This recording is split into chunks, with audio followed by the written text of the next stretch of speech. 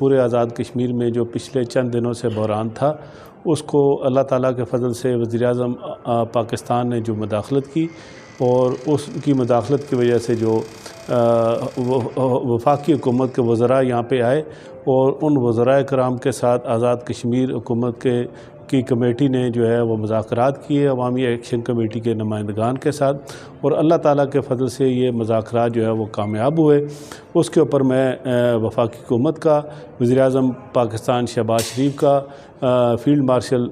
General Asim Munir का, वफाकी काबीना, तमाम वज़रा जो यहाँ पे हमारे पास तशरीफ़ लेके आए, उनका शुक्रिया अदा करता हूँ। अवामी एक्शन कमेटी के जो कोर कमेटी के मेंबरान हैं, उन्होंने